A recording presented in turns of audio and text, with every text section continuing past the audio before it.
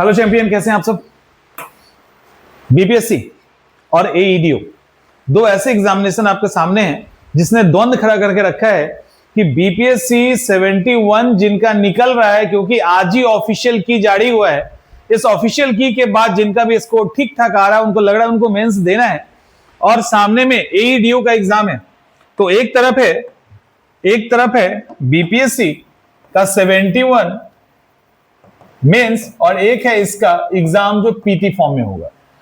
अब द्वंद यह है कि दोनों की एग्जाम की तैयारी कैसे करें, या किसी एक को छोड़ दें, या दोनों की तैयारी करें तो उसमें हमारा किसका क्या इंपॉर्टेंस है। इन सब का एक्सरे करते हुए हम आपके सामने सारे फैक्ट्स और जो परिस्थितियां हैं वो और क्या कर सकते हैं इस पे बात कर लेते हैं। एकदम एक एक चीज क्लियर हो जाएगा, कोई कंफ्यूजन नहीं रहेगा आपको। इसके बाद सवाल है कि जो कुछ पैरामीटर्स लिए गए हैं इस एग्जाम में कंपेयर करने के लिए, ठीक है, इस एग्जाम को हम ठीक से जो कंपेयर करेंगे तो कुछ पैरामीटर्स होने चाहिए ना, पैमाने, तभी तो क्लियर हो पाएंगे। जैसे एग्जाम जो होना है ये बेसिकली आपका दो एग्जाम होगा, एक मेंस होगा, दूसरा इंटरव्यू होगा।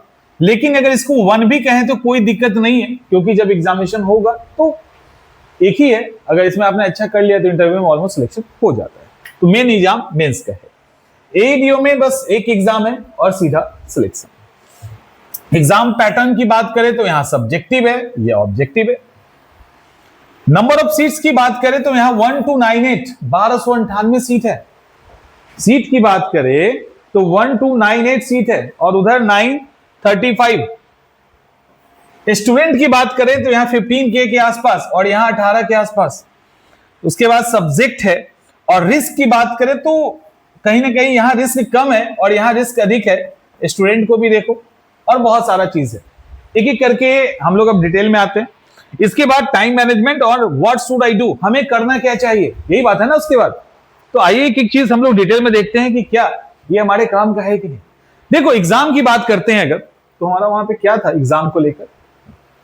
एग्जाम की बात अगर हम करें तो 71 में दो एग्जाम है, एक है मेंस का और दूसरा है interview. Interview is also exam, वो भी एक एग्जाम ही है, क्योंकि इंटरव्यू क्वालिफाई नहीं करोगे तो पास कैसे करोगे। लेकिन जो मेन एग्जाम है वो आपका मेंस है। अब एईडीओ की अगर हम बात करें तो इसमें एक ही एग्जाम है और वो है प्रीलिम्स। तो एग्जाम के पॉइंट ऑफ व्यू से कहीं ना कहीं एईडीओ बाजी मारता है, बट लेकिन एक बहुत बड़ा इसमें है कि आप एग्जामिनेशन तो देख रहे हो, ठीक है, लेकिन ये देखिए कि एईडीओ के अंदर कितने बच्चे फॉर्म भरेंगे, एग्जाम का नेचर क्या है, किस तरह का रिस्क है। और दूसरी तरफ मेंस के अंदर बहुत रिस्क नहीं होता, यह ध्यान रखना हमेशा। मेंस में बहुत रिस्क नहीं होता। तो मेंस में क्या है कि अगर आप ठीक से आंसर राइटिंग आदि किए तो मेंस का एग्जाम निकालना ज्यादा आसान हो जाता है। अभी यहीं पे रुक जाते हैं। तो एग्जाम हमने देख लिया, दो नहीं, बेसिकली एक एक ही दोनों के अंदर एग्जामिनेशन है। सीट की बात करें तो अभी हमने देखा कि टोटल 1298 71 में एंड 935 जो सीट्स हैं वो किसमें है, एईडीओ में, राइट। स्टूडेंट की बात यहीं कर लेते हैं, उसका अलग स्लाइड है, बट बात कर लेते हैं तो लगभग 15 के किसमें आएगा, बीपीएससी 71 में, और लगभग 8 लाख से ऊपर का फॉर्म जाएगा एईडीओ में। अब देखो एग्जाम की अगर हम सीट की बात करें तो यहां कहीं ना कहीं बीपीएससी 71 लीड ले रहा है, क्योंकि आप एक स्टेज क्रॉस कर चुके हैं। अब हमें प्रीलिम्स की बात नहीं करनी, हमें अपकमिंग एग्जामिनेशन की बात करनी है, और उस अपकमिंग एग्जामिनेशन के अंदर मेंस का एग्जाम सबसे इंपॉर्टेंट है।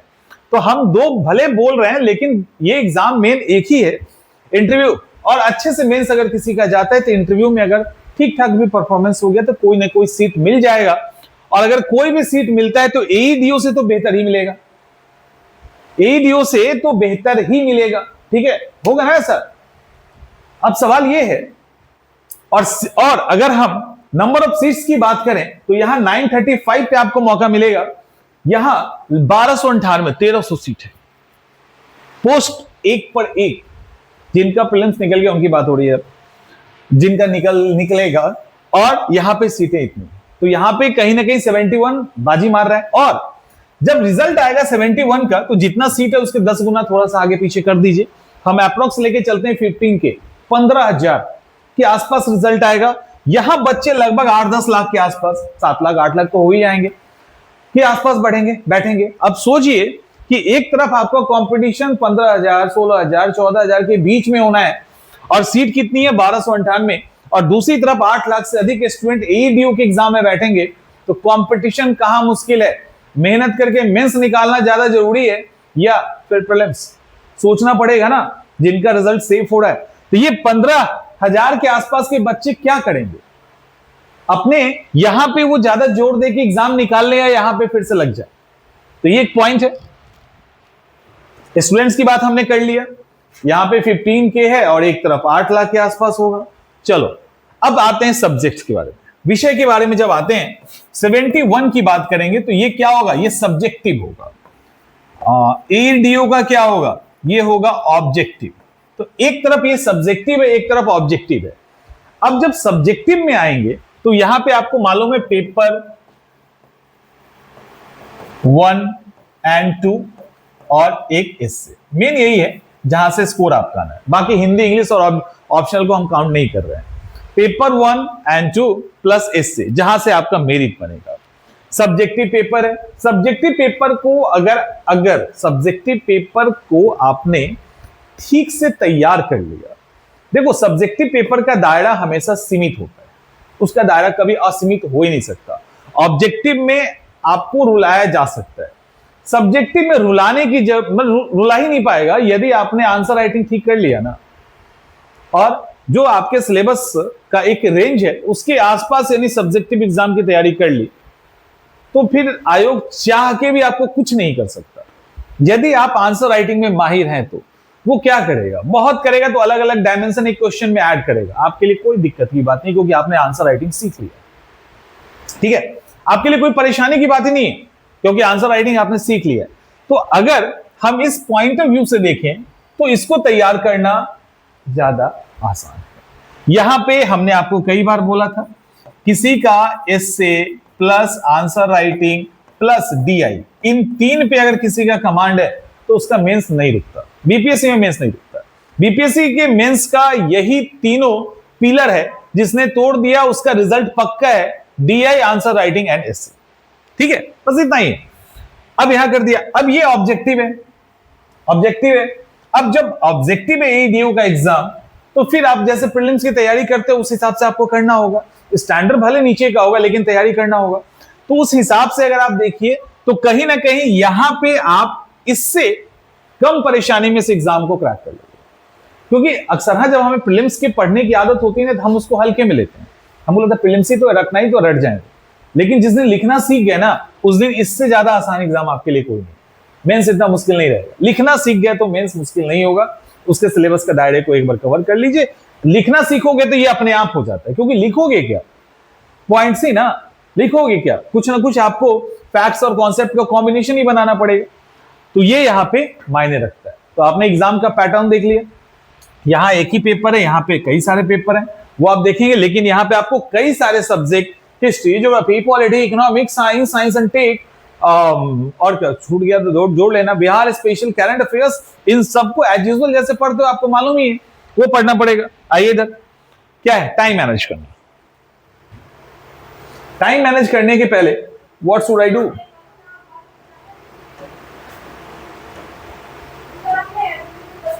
मतलब यह है कि अब हमें करना क्या चाहिए?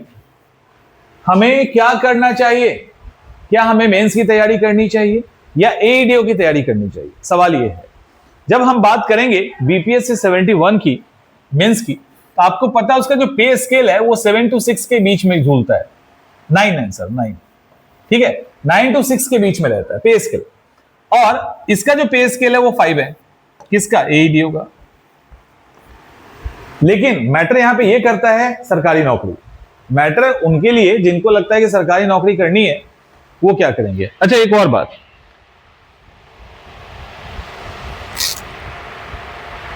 चलिए उसके बाद एक और, तो चलिए उसमें हम लोग आते हैं, उस पर आएंगे। तो यहां व्हाट शुड आई डू में एईडीओ की जो पे स्केल है वो कम है। अब सवाल ये उठता है, फिर क्या? फिर क्या? क्या इसकी तैयारी करें, यानी मेंस की तैयारी करें? या एडीओ की करें, यानी ये पीटी की तैयारी करें। तो यहां पे एक चीज बताइए कि यदि आपने बीपीएससी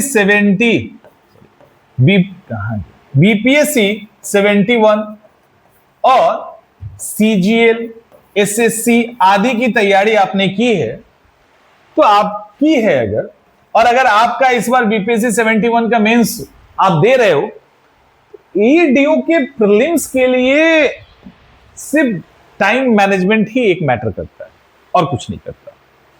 एक बात बताइए, आपने बीपीएससी 71 का प्रीलिम्स दिया, किसी कारण से प्रीलिम्स नहीं हुआ, ठीक है, या प्रीलिम्स हो गया, दो ही है ना, नहीं हुआ या हो गया।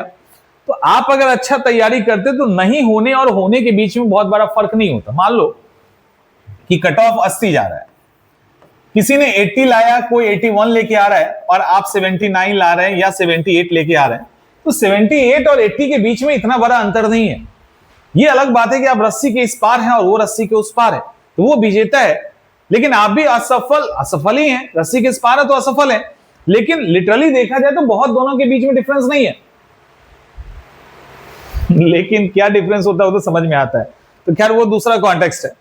अभी हम लोग टाइम मैनेज की बात करें तो हमें क्या करना है, अगर हम क्वालिफाई कर गए नहीं कर गए, यानी क्वालिफाई कर गए या क्वालिफाई के बस पास में है, तो हम ये मान लेते हैं कि क्वालिफाई कर गए, इट मींस कि प्रीलिम्स पे अच्छा खासा पकड़ है। जब प्रीलिम्स में हमारा अच्छा खासा पकड़ है, तो आज के डेट से भी यदि 2 घंटे आप डेली अलग से साइड कर दो, किसके लिए, एईडीओ के लिए, और बाकी 71st मेंस के लिए आप दे दीजिए जितना बचा समय है, आपको क्या लगता है एग्जाम नहीं निकलेगा? छोड़ना नहीं है। देखो, कोई एग्जाम छोड़ना डिक्शनरी में मत रखो, क्योंकि अभी आप लोगों में से 95% बच्चों को सरकारी नौकरी चाहिए और एईडीओ एक बड़ा मौका है जल्दी नौकरी लेने का। तो जल्दी नौकरी लेने का एक बड़ा मौका है, ऊपर से सरकारी नौकरी आपको मिल रहा है, पे स्केल 5 है और आयोग की तरफ से आप एक अधिकारी बन के जाएंगे। जो भी है वो सब तो बाद की बात है, क्या राइट और नहीं है, नौकरी तो चाहिए ना। जब हर तरह की नौकरी ट्राई करो तो वहां पे ये तो बढ़िया वाला नौकरी है। तो सवाल ये उठता है फिर क्या करें। तो इस कंडीशन में आपने देख लिया खुद को, तो जिनको मेंस नहीं देना है वो अपना दे दे जितना टाइम देना है, लेकिन यहां पे वर्सेस क्या चल रहा है, 71st मेंस और एईडीओ। तो हम लोग 71st मेंस को कंसीडर करके उन बच्चे का जिनका एग्जाम निकल रहा है हम बात कर रहे हैं। तो आज के डेट से भी यदि 2 घंटे वो रेगुलर देंगे ना, 2 घंटे रेगुलर देंगे, तो उनका यहां पे काम बन जाएगा, उससे ज्यादा की जरूरत नहीं है। बाकी सारा टाइम झोंक दो। जब एग्जाम कब होगा ये तो एक टाइम के बाद पता चलेगा, क्लियर होगा, लेकिन एग्जाम कहीं ना कहीं दोनों का आसपास होना है। एक को छोड़ नहीं सकते दूसरे के लिए, दूसरे को तो छोड़ ही नहीं सकते। तो यहां आपको जो वेटेज है वो 71 लेके जा रहा है, यानी तैयारी आपको सबसे अधिक 71 की करनी है, ध्यान भी 71 पे रखना है, इसको सपोर्ट में रखना है कि एग्जाम आएगा देंगे निकालेंगे। समझ में आ रहा है, एग्जाम होगा देंगे और निकालेंगे, तो वो हमें यहां पे रहना है, लेकिन हमें फोकस यहां पे करनी है। तो ये सारी चीजें ध्यान में होनी चाहिए, ठीक है, ये सारी चीजें ध्यान में होनी चाहिए। छोड़ो मत किसी को, टाइम मैनेज किया जा सकता है, दोनों एग्जाम निकाला जा सकता है। आप जब तक मेंस देंगे, आपका जब कॉपी चेक होके आएगा तब तक तो यहां पे रिजल्ट आके आप नौकरी कर लोगे, और दूसरा फिर इंटरव्यू दोगे, तब आपका फिर वैकेंसी, तब आप फाइनल सिलेक्शन होगा। कुछ भी हो सकता है, डर तो एक है, लेकिन यहां तो कुछ भी ऐसा नहीं है ना, यहां तो कुछ भी ऐसा नहीं है, यहां तो सिलेक्शन सीधा, यहां पे सिलेक्शन सीधा है। तो ये ध्यान रखिएगा इन चीजों का अच्छे से ध्यान रखिए कि छोड़ना नहीं है। 71 मेंस भी निकालना है और एईडीओ को भी निकाल लेंगे। हाँ, वैसे स्टूडेंट जिनको सिविल सर्विसेज का एग्जामिनेशन ही निकालना है, जो उसी को निकालना चाहते हैं, तो वैसे स्टूडेंट को दिक्कत नहीं है, वो एईडीओ स्किप कर सकते, निकालो। इससे अच्छा मौका क्या मिलेगा, इतने सारे वैकेंसीज है, इतना सारा सीट है, लेवल 9 का पोस्ट वहां पे आपको मिल रहा है, तो आप वहां के लिए ट्राई करेंगे ना, लेवल 5 के लिए क्यों ट्राई करेंगे। तो I think everything is clear. तो एईडीओ और 72 तो छोड़ने की जरूरत नहीं है, टाइम मैनेज कीजिए, एग्जाम निकालिए बस। मिलते हैं नेक्स्ट सेशन में।